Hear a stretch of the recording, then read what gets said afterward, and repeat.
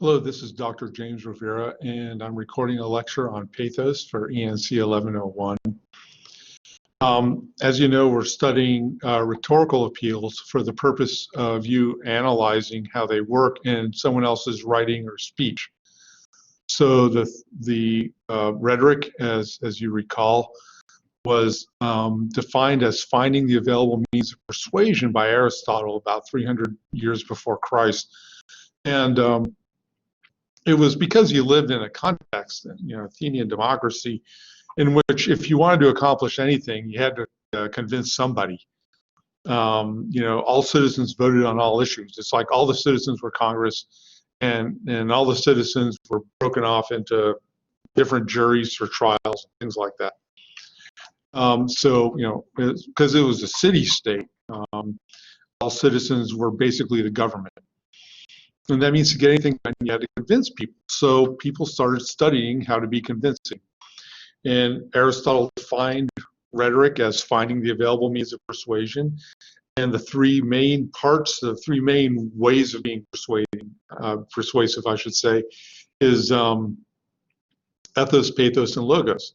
And you've studied ethos, which is being persuasive by earning your listeners' or readers' trust. That comes from a number of sources, and that was in the last unit.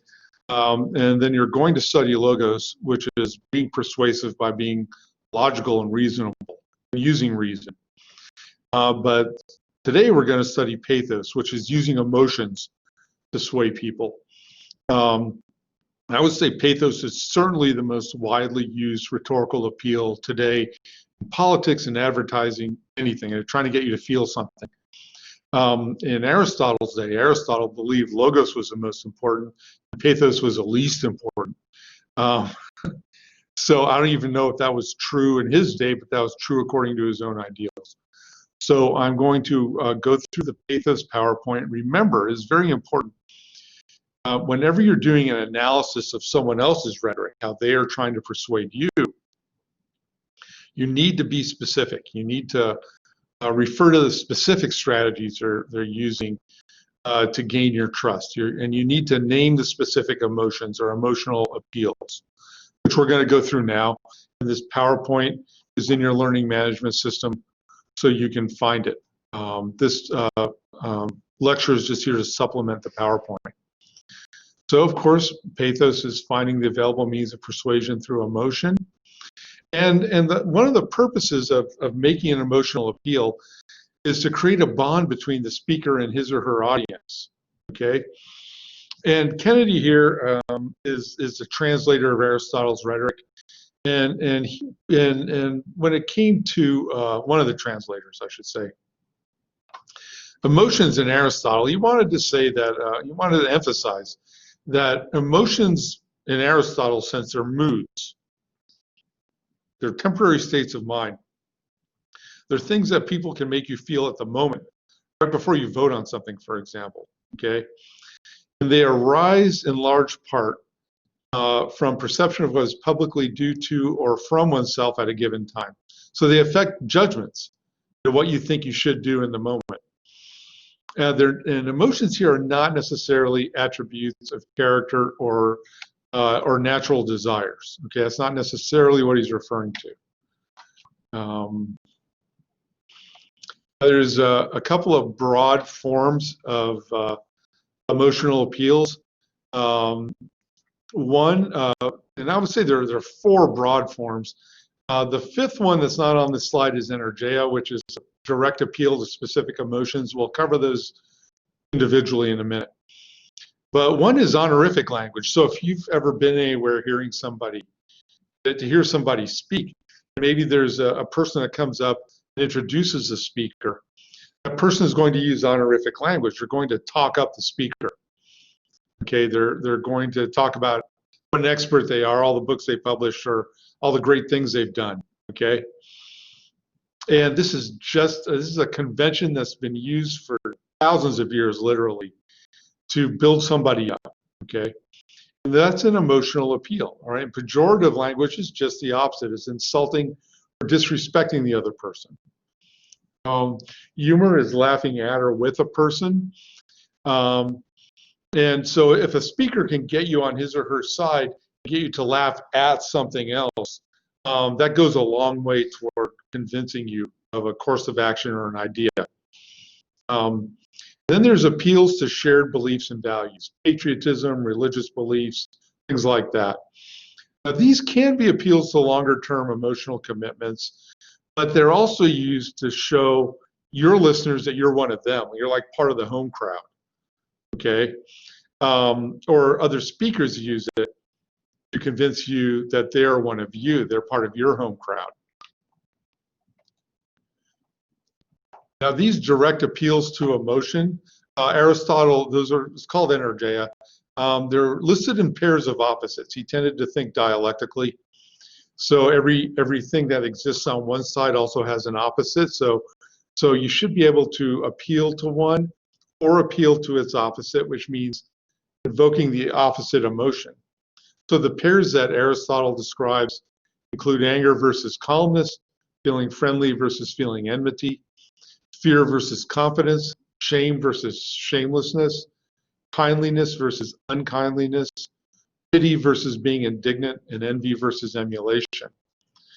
Okay, now to get into the specific emotions, Aristotle defines what the emotion is, why we feel it, and by defining why we feel it, how we can provoke that feeling in others. So in anger versus calmness, and he does this with every emotion. Anger is a desire for visible revenge against someone that goes along with the feeling of being upset. Okay. All right, so just drive down 95 sometime and get back with me. Okay. I mean, you know this feeling, you know you want to take it out on somebody for a reason. Okay. We often, maybe usually, I don't know, it depends on the person, feel angry because someone made us feel small or worthless, and maybe we take pleasure in the thought of revenge. We may not actually do anything, but maybe we want to. And we also get angry because we're frustrated. We want something and we can't get it. So people who are trying to make us feel angry blame something external or someone for one of those two things. Like they're disrespecting you or they're preventing you from getting what they want. So when somebody uses that as a rhetorical strategy, they're trying to make you angry. Now, the opposite of anger is calmness. Right? When we're calm, we're content, we have good prospects for the future, usually because we're being treated with respect. But because calmness is the opposite of anger, calmness also teaches us how to pacify people who are angry. So a lot of this is actually management of emotions too. If someone is angry, Aristotle would have us think they usually have a good reason for that. And the first step to calming down someone who's angry is acknowledging that they have a right to be angry. I need to edit that, to be anger, and that they're in legitimate pain. You don't calm down someone's anger by telling them that they don't have a right to feel that way.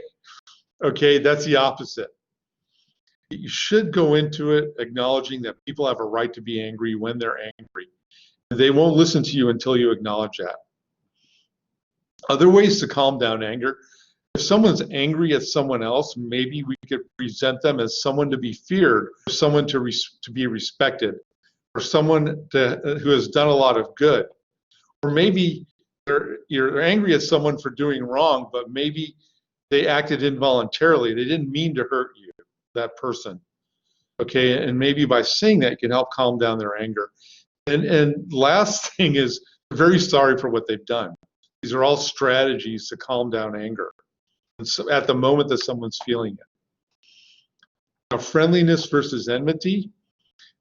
Friendliness, being friendly is wanting for someone what you think is good for them. You desire good things for this person. That's being friendly. While a friend is someone who loves and is loved in return. Friends share pleasures and griefs. We feel friendly toward people who have done us good or are a lot like us or have good qualities and who aren't critical of us or others. And we're also not ashamed of people when we feel friendly toward them, and they aren't ashamed of us, and we don't fear them. Okay? So trying to provoke all those feelings through different verbal strategies is how you provoke feelings of friendliness. Enmity is the opposite of friendliness, on the other hand. We feel opposed to someone because of something that directly affects us personally. It usually has three causes. Anger, which is described above. So enmity is a specific feeling of opposition toward a specific person for a specific reason. And anger could be one of those reasons. But enmity is different from anger. Spite, we feel enmity toward people who are spiteful toward us, meaning they have ill will toward us and they wish to thwart us. Okay, it's just like a Mean Girls thing. Slander, people saying bad things about us to interest. We usually feel enmity, okay? And enmity can be felt against groups rather than individuals, or against types of people we just wish didn't exist. So think about that in our political dialogue, okay? Enmity is a feeling that's used to make us hate a people group, all right? So look for appeals to that and think about what the speaker's trying to accomplish. They're trying to get you on their side, making you feel opposed to this outside enemy, all right? Now, moving on, fear versus confidence. Fear, we're afraid when we imagine something destructive near at hand. It has to be something that can happen sooner rather than far in the future, okay? So if you're diagnosed with a very bad illness, that's fear. If you're told the Earth is probably going to explode when the sun goes supernova 10 billion years from now, most people aren't fearing that, okay? If you think you might suffer something, you're afraid. People who have everything going for them or have nothing to lose don't feel afraid. So if you're afraid of losing your job, for example, okay? And people who are afraid are usually willing to negotiate. So the speaker can point to others in similar circumstances who are suffering or have suffered similarly as examples. So you want to think about fear as a strategy that people use to maneuver you into a bargaining position, one that's dependent on them, okay? So you want to think about, the things that people try to make you afraid of. That's happening in the near future but not here yet, or that's starting to happen now but hasn't reached you yet. And think about that as a strategy that someone's using, and think about why they're using it and what it specifically is. Now, confidence is the opposite of fear. People who are confident usually have numerous friends or like-minded people around. And now this is what's really sticky about confidence. People can be confident because they've accomplished a lot, or people can be confident because they haven't really tried yet, so they haven't failed much. So who do you trust, right? The problem is they're both equally confident. The person with a lot of experience who's faced down difficult circumstances and knows how to handle it, that person who's confident, we can trust them. The person who only thinks they know what they're doing is also confident, but you can't trust them. So it's hard to know how much you can trust someone's confidence unless you really evaluate their competence, okay? So don't be fooled by confidence alone. Shame versus shamelessness. Shame in Greece was not so much feeling guilty because of wrong that you know you committed. If you read a lot of Greek mythology, it's kind of amazing. There's very little guilty. People are doing wrong, big time wrong. When they're caught doing wrong, then they feel ashamed, not guilty. And I'm talking about the gods too, okay? So shame in this sense is more like losing face. It's social disgrace, being embarrassed in front of other people. And we're especially ashamed in front of people whose opinions matter to us.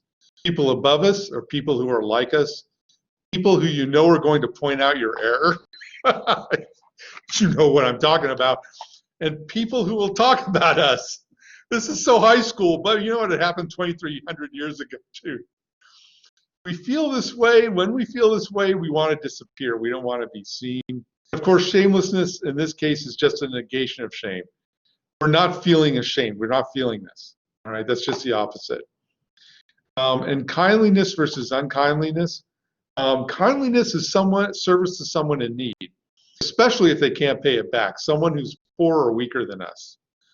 And kindly acts are valued by the quality of the thing given, the timing of the gift when it's really needed, and if it was secretly given, like if people make a big show of it, we don't take it very seriously, right? And the amount given, if people are stingy.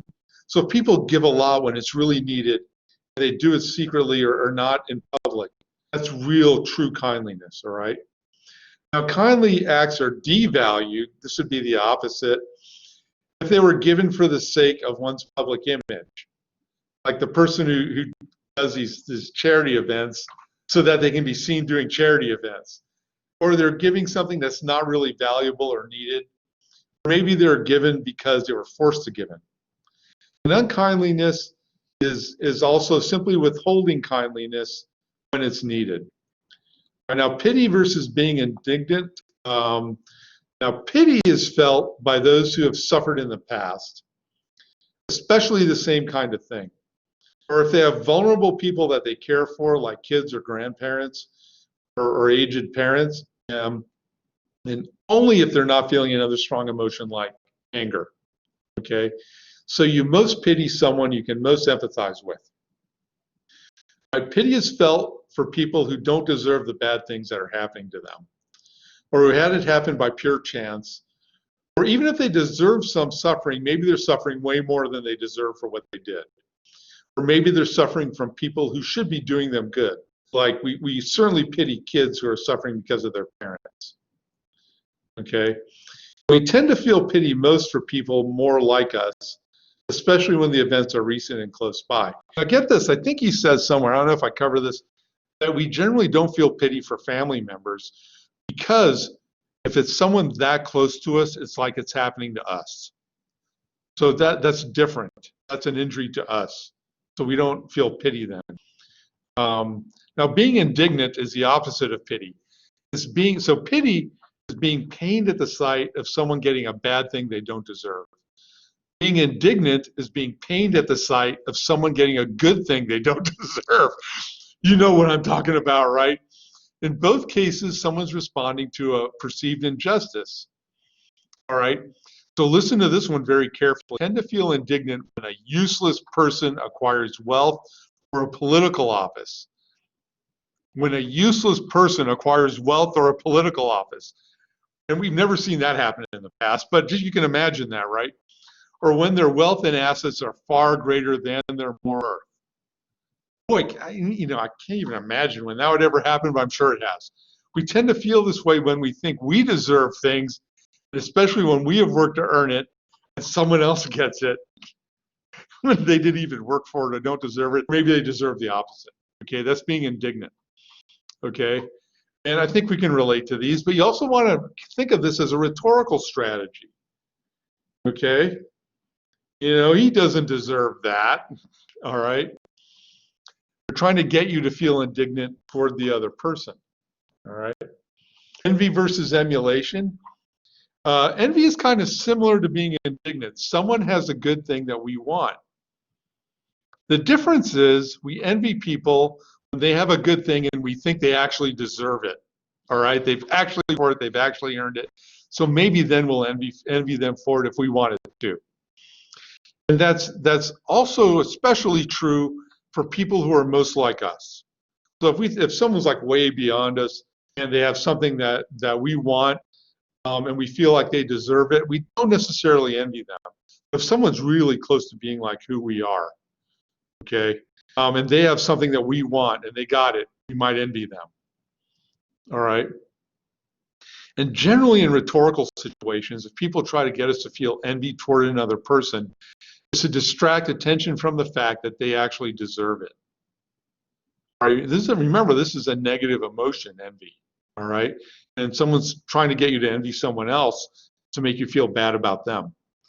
Now, the opposite of envy is emulation. This is a positive version of envy, if you can imagine that. It's a positive counterpart of it. So someone else has a good thing that we want.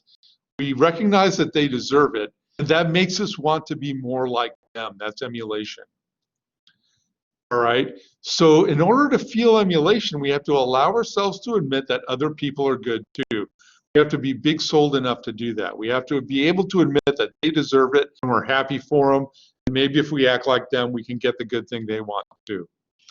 And we provoke this feeling in others by sharing the good we've received, even if it's something like credit for an accomplishment, okay? So if you get this really great promotion or this really good thing at work, okay, and you're all, hey, I deserve this, which is probably true, but if that's all that you do, you might be provoking envy against yourself. But if you say, hey, I got this because I had the support from all these other team members and I owe them thanks too, that's when you provoke emulation and you make people respect your accomplishment and achievement and not envy you. Okay, so that's Aristotle's catalog of emotions.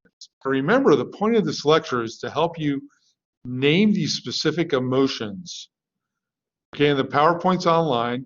All right, so you can go back and refer to that, and this video lecture is too. Name the specific emotions that are being appealed to and explain how they are an appeal. All right, so when you're analyzing for pathos, that's what you want to do. All right, if you have any questions, of course, just email me and we can talk online if you need to. Have a good one. Thank you.